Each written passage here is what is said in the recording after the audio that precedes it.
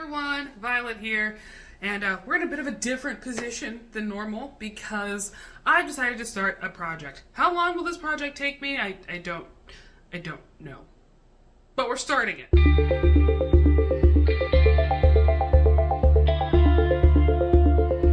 So, I've got a lot of historical romance. This is the top shelf of, like, my first half. I have mine, organized by author last name in alphabetical order.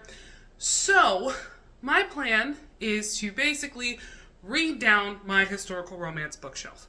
And the best way I can think of to do that is to just go through each letter and basically pick the top 2 authors that I haven't read, that I have the most books of, and pick one of those to read. And if I like it, then cool, we hang on to the other books, and if not, it'll probably head out with presumably other ones, unless I feel like maybe it'll go into like a danger zone of like, we'll try one more at a future time, and if that doesn't work out, then they can go. Because then I can fill up my shelves with book authors that I know I like, and also get some other new people in. So, we're gonna start out with A.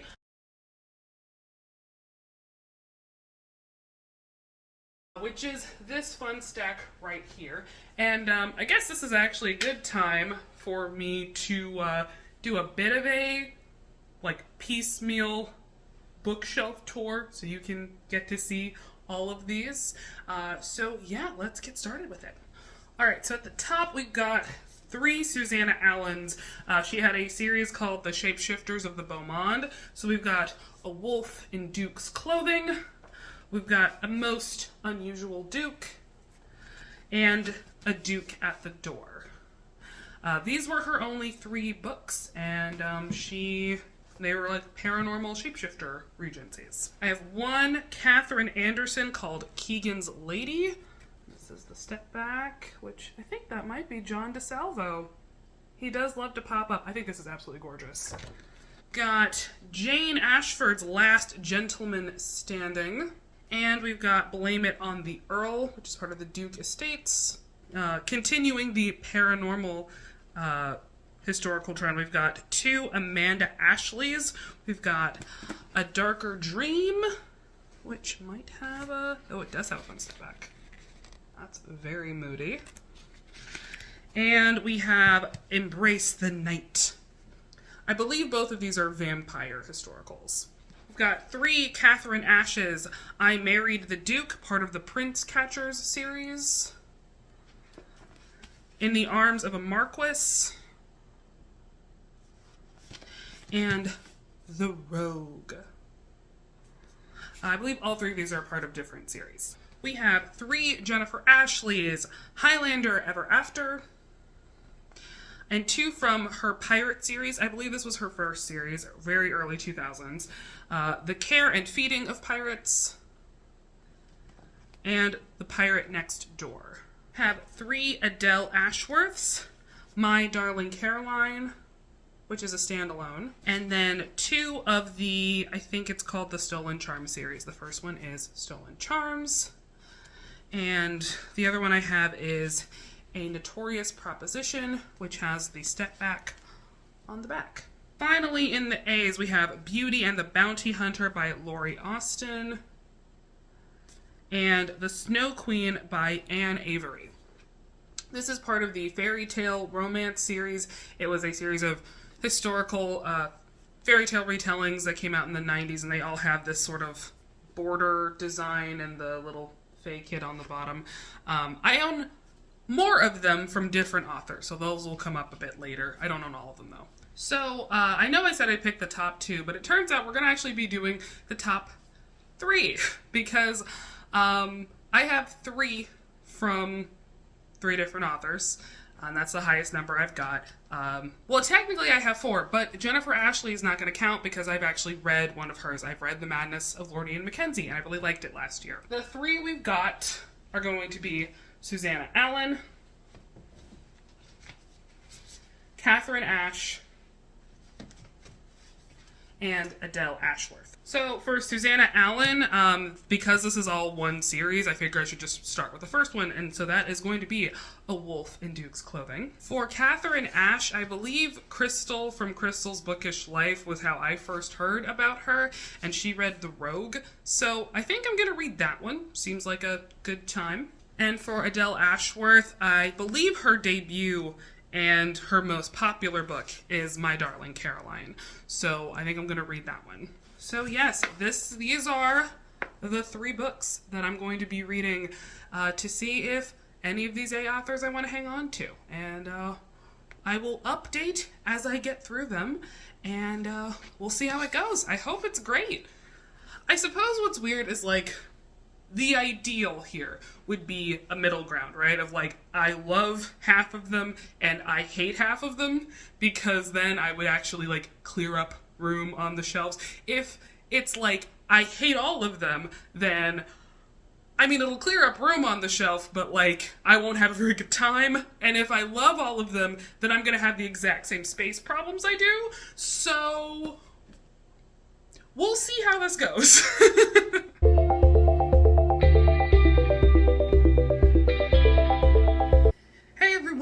It's been a day, a literal day. What a time. We've made progress on the challenge. So, A Wolf in Duke's Clothing by Susanna Allen. This is it is a paranormal historical, the first book of the Shapeshifters of Beaumont series. This is about, what is his name? Alfred Blakesley, Duke of Lowell. He is a alpha werewolf who's been searching for a while, like 5 years or so, for his mate, and happens to scent her at a ball, and she is Felicity. She's been basically trying to avoid getting married because when she turns 25, she will inherit money, and if she gets married, she won't inherit anything. So she is like 11 days away from her 25th birthday when a very tall, very hot duke waltzes with her and then abducts her and takes her back to his castle, declaring that they will get married because he's now ruined her, and she's not thrilled about it.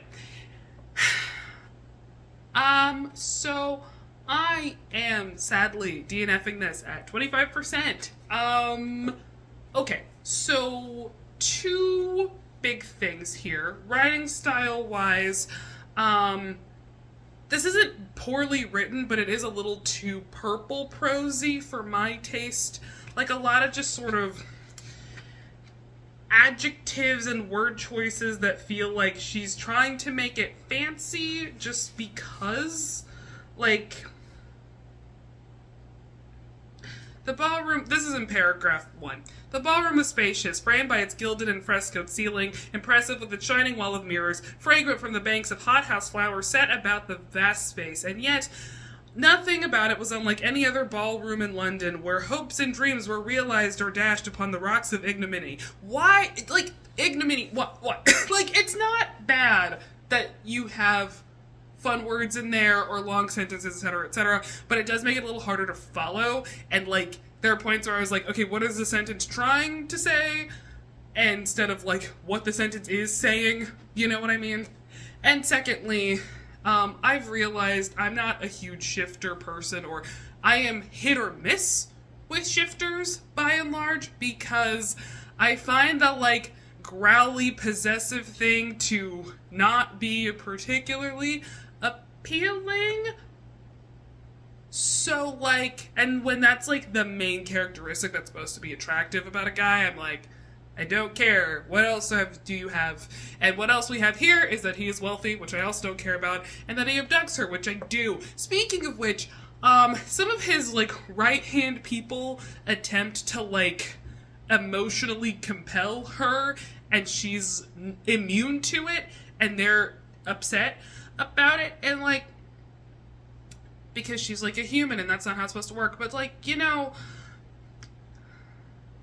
I had a realization. This book was very helpful in me understanding why I don't like fairy stuff very much, and it's because I really hate compulsion as a narrative thing, like, that is so violating to me. In some ways, like, more violating than, like, physical violation, which I get is, like, a me thing. But, like, if someone's trying to emotionally lobotomize you, like, that's so unappealing. And I looked at some of the reviews, and apparently later he kind of tries to do that to her in more intimate scenarios, and, like, no. No, that's, I'm not here to kink shame, but that is not for me. And so, yeah, this just was not really vibing with me. Again, I don't think it's a terrible book, and I think that it's kind of cool that we have a shapeshifter historical series, but not only was this not working for me, it didn't, like, give me the feeling that I was going to enjoy other ones, so that means that all three of these are gonna be leaving my shelves. So, yeah. The read down has already begun pretty harshly, I would say. So, yeah, again, if these sound interesting to you, I don't want to be like, I hated this, so you should never read it. Like, that's not the vibe I want to ever give, frankly, even when I get more angry about stuff, because sometimes I do. But yeah, this was just not, these were not for me. So, yeah. Well, I will get back to you when I have an update on the next one. I'm not sure which one of the two people I'm going to try yet, but we'll see. Bye.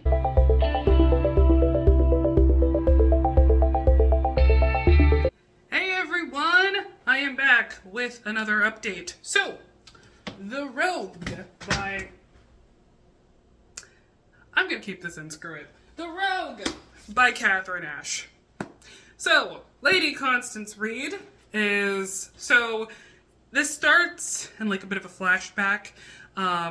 Lady Constance is like at a masquerade situation, and she crosses paths with this really hot guy, and they like make out in the dark, and then they run into each other the next day, and then we cut to several years later.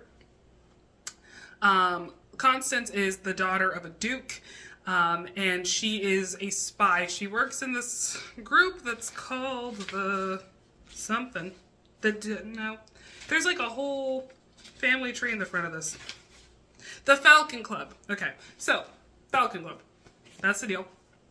She works in the Falcon Club. She is a spy, and she's trying to get to the bottom of, there's this duke that is allegedly, like, sacrificing virgins in a satanic ritual thing every once in a while, and so she's trying to get access to take that down, but that only accepts married couples, so she needs to get married. She's also Scottish. I don't think I said that. Or, yeah. So, he is Evan Sandra Sterling. So he is like a gentleman. He's now wealthy, etc. But he doesn't really like her. They had a bit of a falling out after whatever happened. So this is a second chance romance. Her dad, who is like also a laird and a duke, I don't know, hires him to teach her how to fence, for reasons. And so that's how they sort of cross paths again. And they are spitfiery, but also want each other. And I DNF this at 20%. So I will say I did some research, and I found out that the book that Crystal from Crystal's Bookish Life actually likes from this series is called The Duke, which is a later book in this series. She found this one kind of disappointing. So I'm glad that I did not, I'm not bad-mouthing a fave of someone who I'm going to be doing live streams with this year. But anyway, this was not terrible, but I was just not really clicking with it at a fifth of the way through. And we aren't given a ton of information at the beginning about why they broke up, which I think would have helped, to be honest, to like know the exact ways things fell apart between the two of them. But he's like really mean to her, and I'm not super fond of when heroes are really mean to heroines and we're supposed to be like, it's fine. But she's not like the nicest person either. So it's not a bad book. I think it's like pretty well written. I think that the writing in this one was stronger than in the Susanna Allen book. But I just wasn't really vibing with this. And I was looking at the blurbs, etc., and like Goodreads looks at the other two books I own of hers, and I don't really feel thrilled about these either. So, Catherine Ash is leaving my shelves. This has been a bloodbath so far, to be perfectly honest. Was not expecting that. I hope that breaks with the third one, because if not, clearly I don't know my own taste at all, or I should just stop picking things up randomly, but like, let's be real, that's not gonna happen. So yeah. I will say, and I want to like clarify, this is not a I will never read these people again situation. This is a like, I will try them at a library copy or an ebook copy first situation. You know what I mean? Like, I'm not saying I will never read Catherine Ash or Susanna Allen ever again. Just like, I don't think I need to own them. And if I change my mind, if I've suddenly like come back and I'm obsessed with this, like, what was I thinking? I can just get it again later. I doubt that will happen ever, but it could, right? So yeah, the last book is My Darling Caroline, and if that is not a win, I will have truly done some spring cleaning. I mean, I already have, but we'll see how it goes. Bye.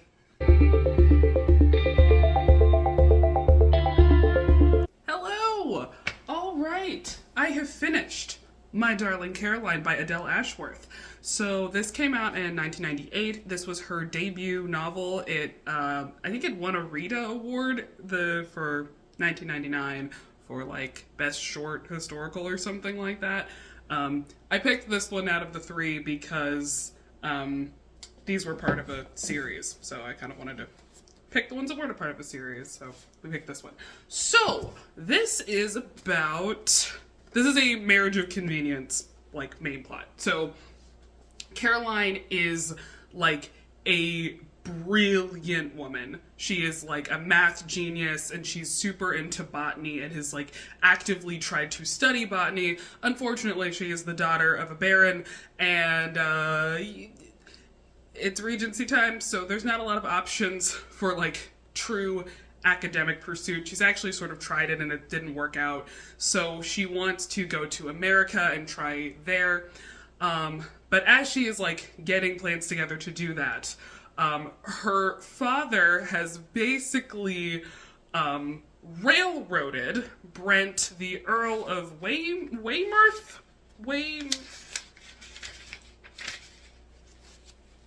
Way something. Yeah, it is Weymouth. Okay, cool. Brent Ravenscroft. Like, can we talk about the romance hero nameness of Brent Ravenscroft? Wow. Okay, so Brent is he's an earl. He was involved in the Napoleonic Wars, and he's come back home to realize that his useless cousin has sold off a lot of his stuff, and Caroline's dad is like, yeah, well, I'll just make your horses a part of Caroline's dowry, otherwise I'm selling them. So Brent is like, fine, I'll marry this spinster woman. Caroline also struggles with some, like, self-esteem regarding her body. She's, like, small and brunette and has, like, a bigger forehead or whatever, and all of her sisters are these, like, beautiful willowy blondes. So they sort of enter this relationship with a bit of, like, contempt for each other, but very quickly start to admire each other and also really want each other physically. But Caroline really doesn't want to do that, because if she does initiate relations with him, then she won't be able to get an annulment and go to the US. So that's like their main tension. There is also, he was a bit of a spy in the past, and the spyness sort of leans back in here. And I'm guessing you probably can note I liked this book. We're keeping one. Yay!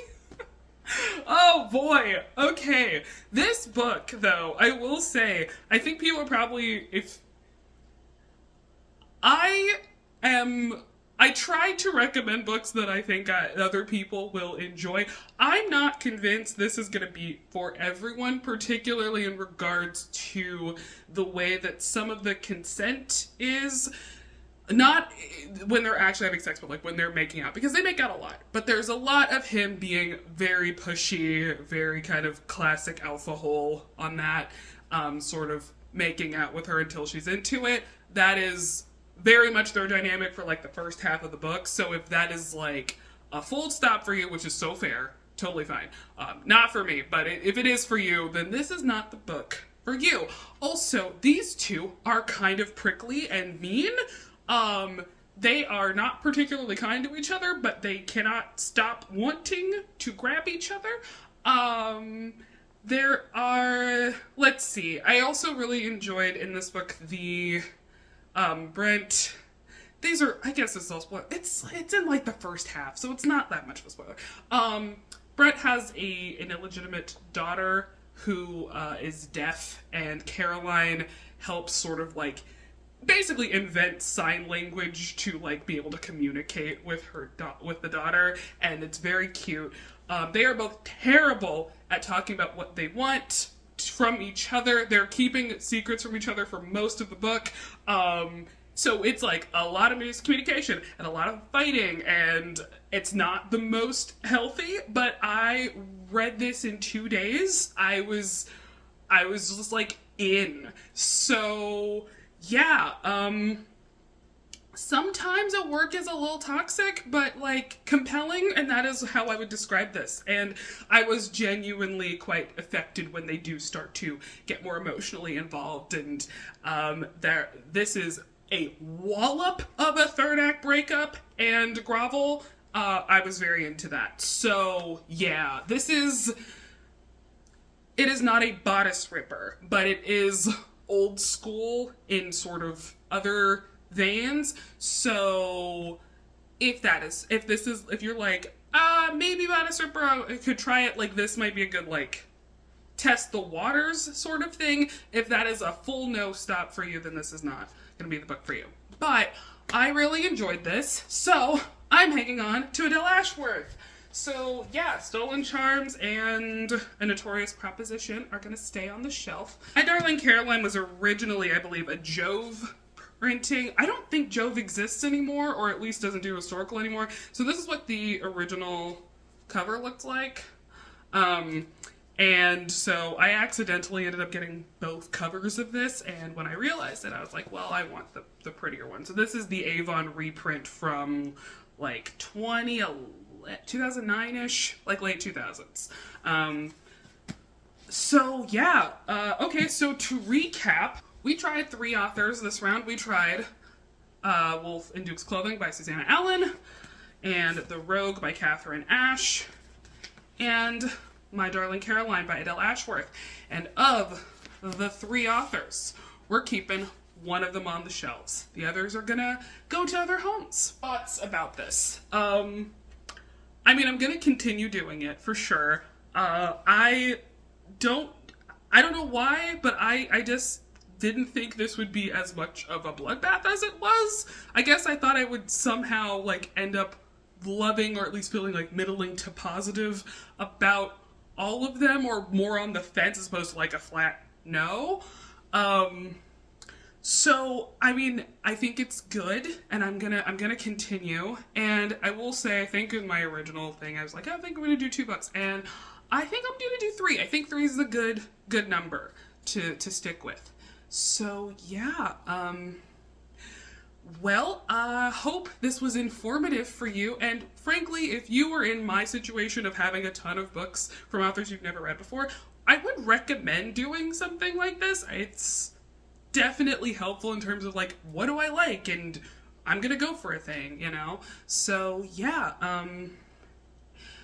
I think that's about it for me this round. So thank you all so much for watching, and I will talk to you all later. Bye!